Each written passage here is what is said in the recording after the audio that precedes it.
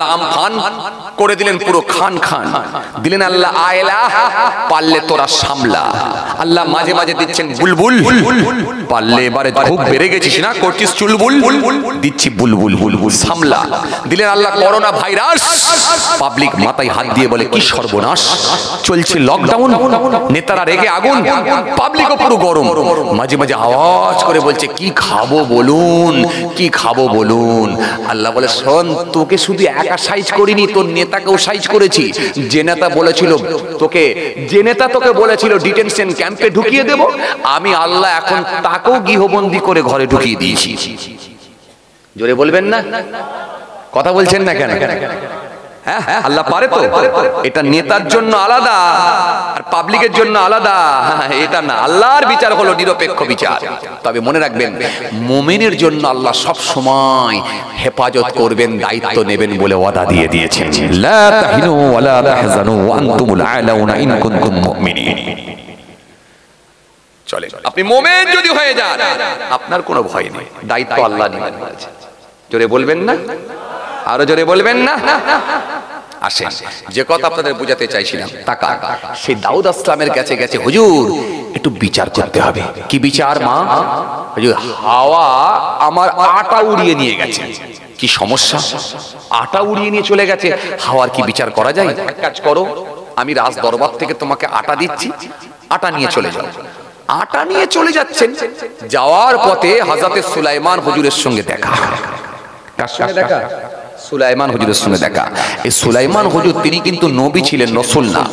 সুলাইমান হুজুর কিন্তু খুব বিচক্ষণ মানুষ ছিলেন, খুব বিচক্ষণ তিনি মানুষ ছিলেন এবং খুব টপ র্যাঙ্কের নবী ছিলেন। সুলাইমান হুজুরের সঙ্গে দেখা। কোথায় গেলে বুড়িমা?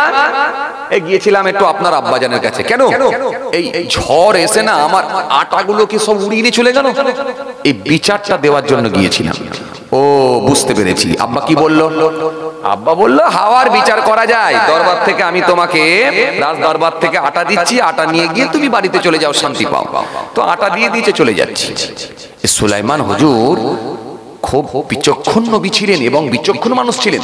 তিনি বললেন বুড়ি এত বিচার হয়নি, এত ক্ষতিপূরণ দেওয়া হলো। ক্ষতিপূরণ দেওয়া আলাদা আর বিচার হলো আলাদা।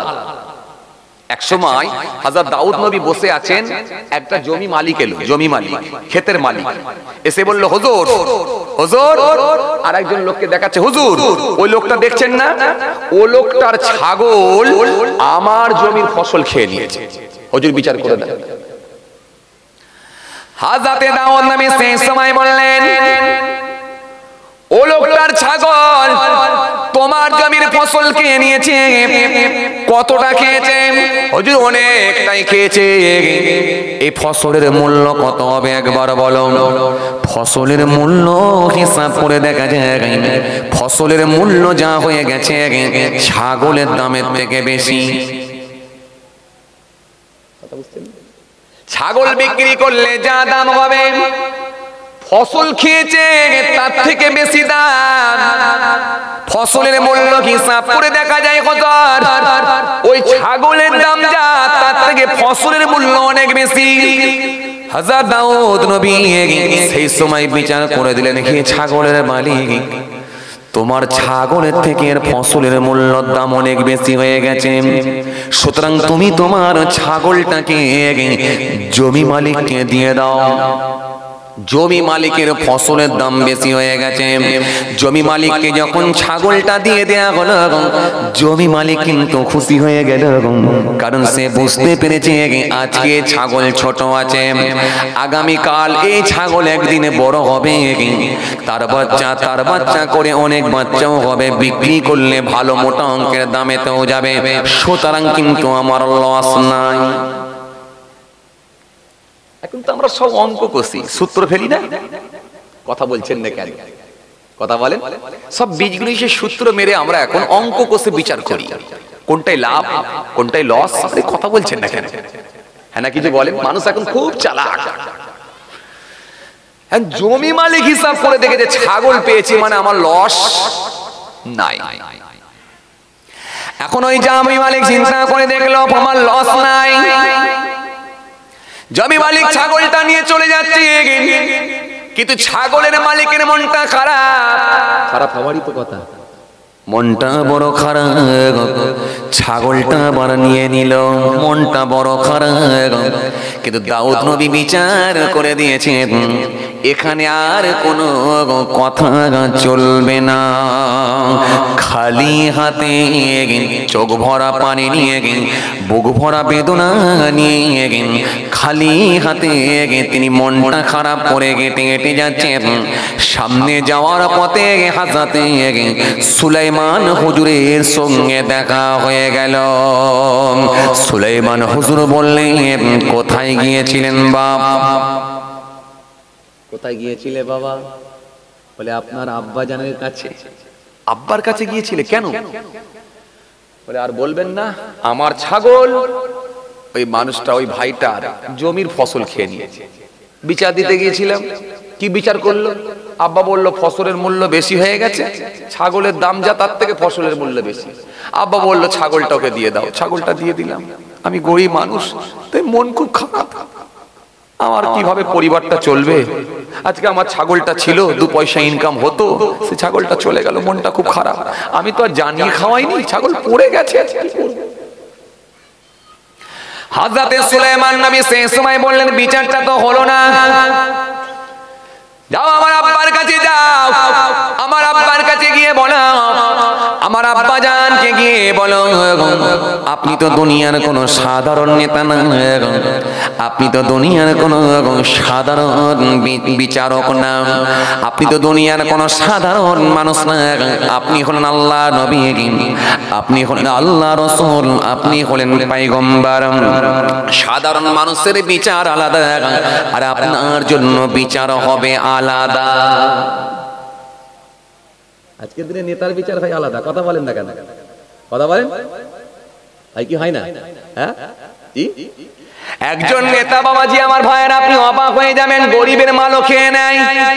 কথা বলছেন না কেন? ইন্দিরা বাসনের ঘরের টাকা ভক্ষণ করে নেয়। গরিব মানুষের বাবাজি আমার ভাইয়েরা, তার জমি পর্যন্ত বর্গা করে নেয়, বড় বাড়ি বানাচ্ছে। পাশে একজন গরিব মানুষের ঘর জোর করে 3 হাত চেপে নিয়ে পিলার মেরে বাড়ি করে নেয়। এই গরিব মানুষটা পৃথিবীর জমিনে কোনো জায়গায় বিচার পায় নাই। এই জন্য পৃথিবীর জমিনে কোথায় বিচার দেবে? পঞ্চায়েতে যাবে, নেতার কথাই চলবে। থানাতে যাবে, নেতার ফোনেতেই চলবে। কোর্টে যাবে, নেতার ফোনেতেই চলবে। এরকম কিছু অসৎ প্রকৃতির রাজনীতির নেতা আছে না নাই? এই জন্য কিয়ামতের ময়দানে যারা হক বিচার করতে পারবে না, আল্লাহ রাব্বুল আলামিন তাদেরকে আগুনের পোশাক পরিধান করাবেন। এই আগুনের পোশাক পরিয়ে দিলে তাদের গোশতগুলো গলে গলে টসকে টসকে জমিনের উপরে পড়বে। সেই দিনটা কিন্তু ভয়ঙ্কর, আল্লাহ বিচার করবেন। সুন্দর করে আল্লাহ জানিয়েছেন, আল্লাহ হলেন আহকামুল হাকিমিন, উত্তম বিচারক। একটা বড় গরু ছোট গরুকে ঘুঁটিয়ে নিয়েছিল। ওই ছোট গরুটাকে আল্লাহ কিয়ামতের দিনে বড় গরু বানাবেন, বড় বড় শিং দেবেন, শিং দিয়ে ওই বড় গরুটাকে ছোট গরু বানাবেন, বানিয়ে বলবেন তুমি গুঁতিয়ে শোধ করে নাও। একটা বড় ছাগল ছোট ছাগলকে গুঁতিয়েছিলাম, এই ছোট ছাগলটাকে কিয়ামতের দিনে আল্লাহ বলবেন তোমাকে বড় বানিয়ে দিলাম, গুঁতিয়ে শোধ করে নাও। সেই দিনে আমার আল্লাহ জন্তু জানোয়ারের প্রাণীর বিচারগুলোকে আল্লাহ করে দেবেন। কিন্তু সেদিনে মানুষ আর জিন জাতির বিচারটা কিন্তু আল্লাহ কঠিন করে দেবেন। এই জন্য আমার আল্লাহ জাররা জাররা বিচার করবেন। ফামাই আমাল মিসকালা যাররাতিন খায়রান ইয়ারা ওয়া মাই আমাল মিসকালা যাররাতিন শাররান ইয়ারা। আল্লাহর বিচার হবে মাপকাঠি কিন্তু সমান, পালাবার কোনো জায়গা নাই। এই জন্য কোরআনে স্পষ্ট ঘোষণা দিয়েছে, ওয়া মাল্লাম ইয়াহকুম বিমা আনজালাল্লাহ ফাউলাইকা হুমুজ জালিমুন ওয়া মাল্লাম ইয়াহকুম বিমা আনজালাল্লাহ ফাউলাইকা হুমুল ফাসিকুন ওয়া মান লাম ইয়াহকুম বিমা আনজালাল্লাহ ফাউলাইকা হুমুল কাফিরুন। খুব চাপ, পৃথিবীর জমিনে তোমরা আমার আইন দিয়ে বিচার করো, আমার আইন দিয়ে যদি বিচার না করতে পারো ফাউলাইকা হুমুজ জালিমুন, সে হবে জালিম, অতঃপর সে হবে জালিম। পৃথিবীর জমিনে আমার আইন দিয়ে বিচার করো, আমার আইন দিয়ে যদি বিচার না করতে পারো ফাউলাইকা হুমুল কাফিরুন, অতঃপর সে হবে কাফের। পৃথিবীর জমিনে আমার আইন দিয়ে বিচার করো, আমার আইন দিয়ে যদি বিচার না করতে পারো ফাউলাইকা হুমুল ফাসিকুন, অতঃপর সে হবে ফাসিক। এইজন্য আল্লাহর আইন দিয়ে বিচার করতে পারবে। সমাজের বুকে কোরআনের আইন যদি প্রতিষ্ঠিত না করতে পারো, সমাজের বুকে যদি কোরআনের আইনকে যদি চালিয়ে দিতে না পারো, অন্তত আমাদের প্রত্যেকের যে যারা বাড়িতে বাড়িতে ফ্যামিলির মধ্যে আমাদের সদস্যর মধ্যে আল্লাহর কোরআনের আইনকে প্রতিষ্ঠিত করতে হবে ইনশাআল্লাহ। হবে ইনশাআল্লাহ? কথা বলো, হবে ইনশাআল্লাহ? আপনার বড় ছেলে যদি পেচ্ছাপ করে পানি না নাই, প্রোটেস্ট হবে ইনশাআল্লাহ? এ ছেলে পানি নে, আমি বাপ নামাজি, তোকে নামাজ পড়তে হবে, পানি নে, না নিলে ঘরে থাকার জায়গা নাই, বেরিয়ে যাও। মেয়ে 16 বছরের মেয়ে যদি গায়ে মাথায় কাপড় ঠিকঠাক ভাবে না দিয়ে যদি বেপর্দা হয়ে ঘুরে বেড়ায়, প্রোটেস্ট করুন, এই ঘরে থাকতে হলে আমার কথা মানতে হবে, পর্দা কর। আল্লাহর কোরআনের আইন দিয়ে বিচার করতে হবে, এই কোরআনের আইন প্রত্যেকের বাড়িতে বাড়িতে প্রতিষ্ঠিত করতে হবে ইনশাআল্লাহ।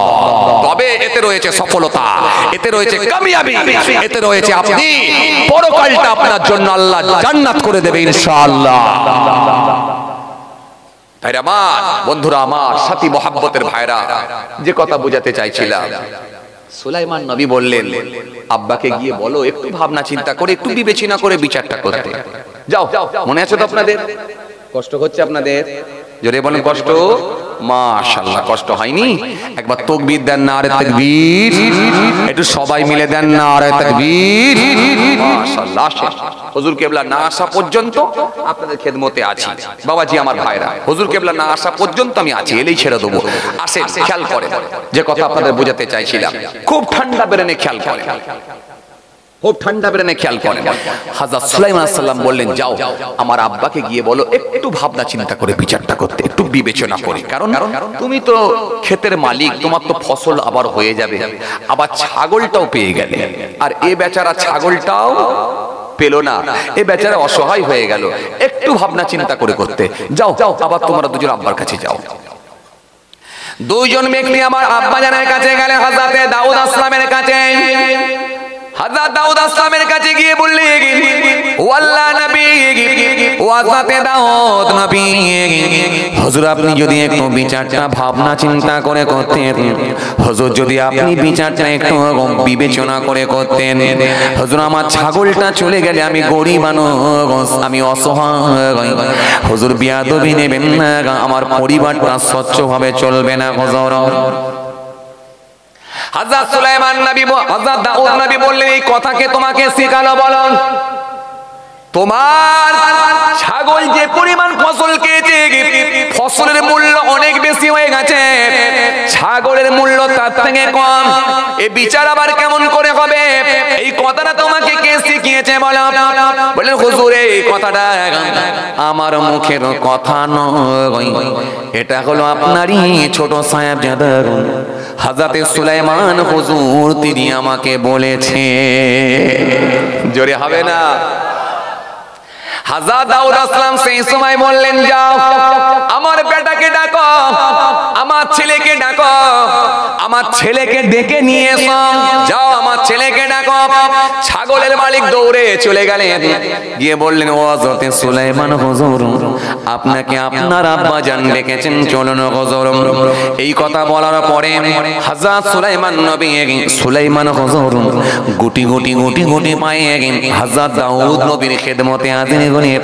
ও আমার আব্বা জান, আপনি কি আমাকে ডেকেছেন? হ্যাঁ বেটা, তোমাকে আমি ডেকেছি। আব্বা জান কেন ডেকেছেন? কেন ডেকেছেন আব্বা জান? এই তুমি কি ছাগলের মালিককে কথা শিখিয়েছো যে বিচার আবার একটু বিবেচনা করে করতে? তুমি আবার কি বিবেচনা করবে? ফসল যে পরিমাণ খেয়েছে ছাগলের থেকে মূল্য বেশি, এখন আমি কি বিচার হবে? বলো, তুমি বলো কি করতে চাইছো? আব্বাজান, এই ছাগলের মালিক খুব গরিব মানুষ, যদি বিচারটা একটু নিরপেক্ষভাবে করা যেত। আমার খুব ভয় হয় যদি ন্যায় বিচার না হয়, বিচারের মাপকাঠি যদি না ঠিকমতো ধরা যায়, কিয়ামতের দিনে আল্লাহর কাঠগড়ায় হয়তো ধরা খেতে হতে পারে। কথা বুঝতে পারছেন? আজকে সমাজের মানুষ হাই রে হাই বিচার করতে যায়, রাজনীতি নেতারা সালিসি বসেছে, তিরপল বসি বিছিয়ে দিয়েছে, ওফ 4:30 সময় বিচার করতে যাচ্ছে, 4:30 সময় বিচার করতে যাচ্ছে, আর দুপুর বেলা গোশ ভাত খেয়েছে, বিকেল বেলায় দাঁতে খেলাল করতে করতে, অর্থাৎ কাঠি মারতে মারতে যাচ্ছে। কেন? হেলে দুলে খুশবু মেখে যাচ্ছে, বিচার করতে যাচ্ছি। বিরাট ব্যাপার, বিচার করতে যাচ্ছি। এই বিচারের দাড়ি পাল্লা, বিচারের মাপকাঠি যে কত কঠিন যদি জানতো, জিন্দেগিতে কোনোদিনও বিচার করার দায়িত্ব নিত না। অবিচারকারী বিচারক গুলোকে আল্লাহ আগুনের পোশাক পরিয়ে দেবে। কিন্তু আমাদের সমাজে কিছু নেতা আছে দেখবেন, ওফ বড় লোক হলে আলাদা বিচার। কথা বলছেন না কেন? গরিব মানুষ হলে আলাদা বিচার। রাজনীতির দলের যদি লোক হয়, সক্রিয় যদি কোনো কর্মী হয়, তার জন্য আবার আলাদা আলাদা বিচার। এই জন্য আমাদের সমাজে কিছু মানুষ বেরিয়েছে দেখবেন, এরা হলো সমাজের নেতা, যা কথা বলে দেখবেন সব বলে মিথ্যা। এরা হলো সমাজের নেতা, যা কথা বলে দেখবেন সব বলে মিথ্যা। এদের চেহারা ভালো, এদের ড্রেস ভালো, এদের গলার আওয়াজ ভালো, এরা মানুষকে দেয় প্রতিশ্রুতি, কাছে গিয়ে দেখবেন লোকগুলো নয় খাঁটি। আমানতের খেয়ানত করে, অঙ্গীকার করলে ভঙ্গ করে, আর কথায় কথায় মিথ্যা বলে। আসলে মুনাফিক তো এদের কি বলে? কথা বলছেন না কেন? ইলেকশনের আগে যখন প্রচারে আসবে, ইলেকশনের আগে এসে যখন প্রচার করতে আসবে, গোটা মাঠ ভরা যখন লোক, ভাই সকল চিন্তা করো না, এলাকায় যে কটা কাঁচা বাড়ি আছে সব কটা ইন্দিরা আবাসনের ঘর পেয়ে যাবে। ভাই সকল কোনো টেনশন নিও না, ভাই সকল কোনো চিন্তা করো না, তোমাদের রাস্তা বাঁধিয়ে দেওয়া হবে। এই ইটের রাস্তা থাকবে না, ইলেকশনের পরেই পিচের রাস্তা করে দেওয়া হবে। ভাই সকল চিন্তা করো না, কটা সাপ মনে রেখে দিও, যেগুলো টিউবওয়েল বাকি আছে সবগুলো করে দেব। কি কি লাগবে খালি বলো, সব প্রতিশ্রুতি দিয়ে তারা চলে গেল। ইলেকশন যখন মিটে গেল, আর তাদেরকে কি দেখা যাবে একবার বলো? নেই আর দেখা, আবার ভোট আসবে হবে দেখা। এর মাঝখানে নেই আর দেখা। সমাজের এমন কিছু মানুষ আছে দেখবেন, এরাই হলো রাজনীতির নেতা।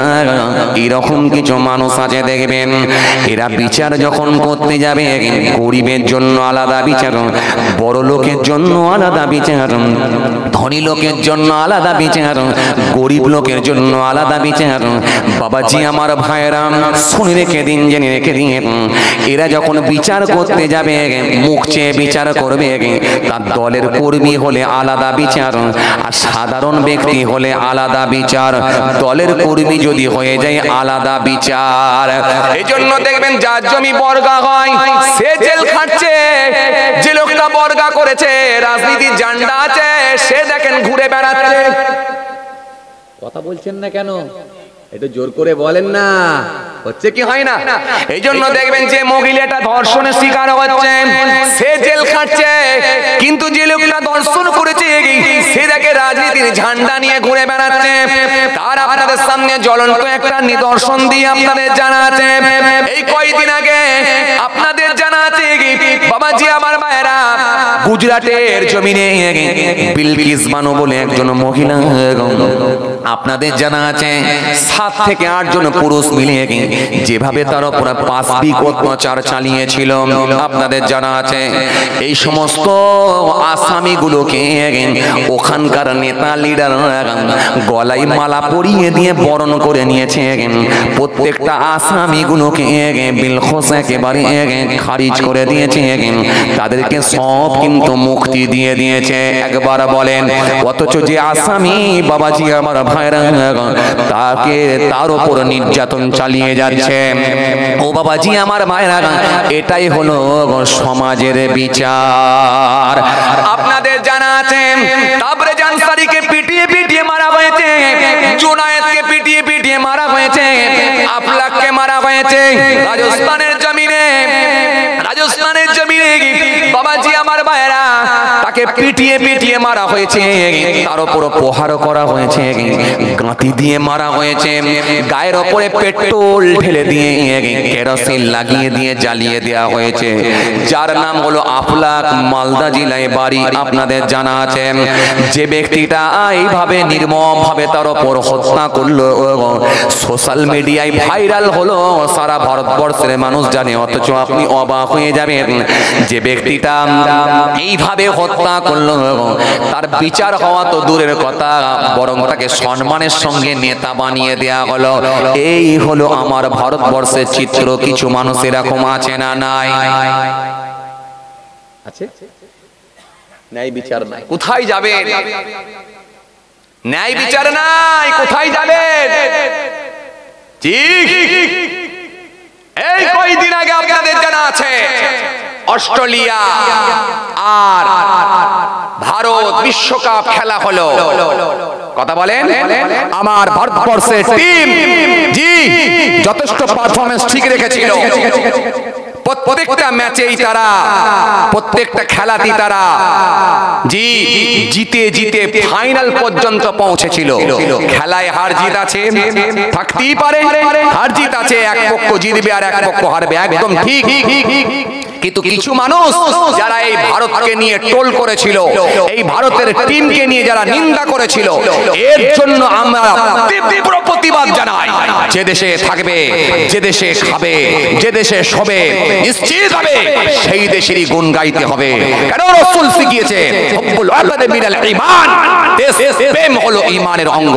কিন্তু বড় আফসোস লাগে, বড় দুঃখ লাগে, মোহাম্মদ শামি যখন আপনাদের জানা আছে একটা দুটো তিনটে নয়, এই ম্যাচেতে যখন 7টা উইকেট নিয়েছিল তখন হই হই করেছিল। কিন্তু এই মোহাম্মদ শামিকে নিয়ে কিছু এই ভারতবর্ষের জমিনে এমন কিছু কুলাঙ্গার আছে, এমন কিছু বেঈমান আছে, মোহাম্মদ শামিকে নিয়ে যখন বলেছিল, এই মোহাম্মদ শামিকে নিয়ে এক সময় তারাই বলেছিল মোহাম্মদ শামি হলো সাম্প্রদায়িক, মোহাম্মদ শামি হলো টেররিস্ট, মোহাম্মদ শামি হলো আতঙ্কবাদী, দেশদ্রোহী বলে তকমা দিয়েছিল। সেই দিনে তো তোমরা বলনি মোহাম্মদ শামিকে কেন এত বড় কথা বললে? মোহাম্মদ শামি তো ভালো কথা খেলে, আজ না হলে সে খেলতে পারেনি, ঠিক আছে, কিন্তু একটা সময় মোহাম্মদ শামিকে তো প্রয়োজন হয় যে মোহাম্মদ শামি এই ভারতবর্ষের জমিনে বিশ্বকাপ খেলার পেছনে মোহাম্মদ শামির অবদান ছিল কি ছিল না? এই মোহাম্মদ শামি একটা দুটো তিনটে নয়, একাধিক উইকেট নিয়েছিল।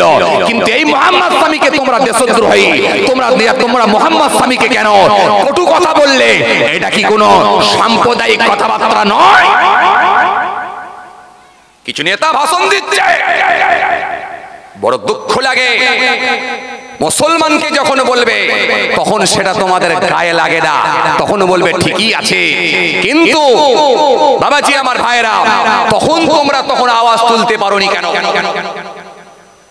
ভেরামার কিছু নেতা ভাষণ দিচ্ছে, সোশ্যাল মিডিয়ায় দেখছি, তাই আমি বড় দুঃখের সঙ্গে এই কথা বললাম।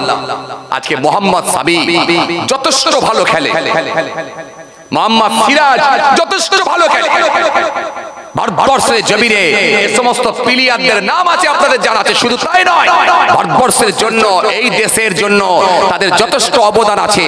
এই সমস্ত প্লেয়ারগুলোকে সারা পৃথিবীর মানুষ চেনে। কিন্তু আশ্চর্যের বিষয় হলো কি জানেন, যখন খেলতে পারেনি, একদিন হয়তো তার পারফরম্যান্স ঠিক না থাকতে পারে, একদিন হয়তো তার খেলায় হয়তো গোলমাল হতে পারে, কিন্তু তখন তোমরা কটু কথা বলো, দেশদ্রোহী বলো, এই রকম তকমা কেন লাগাও? এটা তোমাদেরকে আগে জানতে হবে।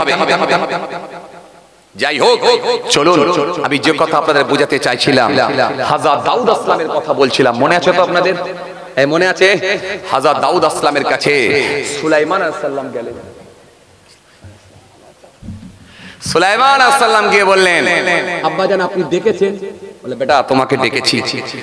তো বেটা তুমি কি বিচার চাইছো? মনে আছে আপনাদের? মনে আছে? কি বিচার চাইছো তুমি?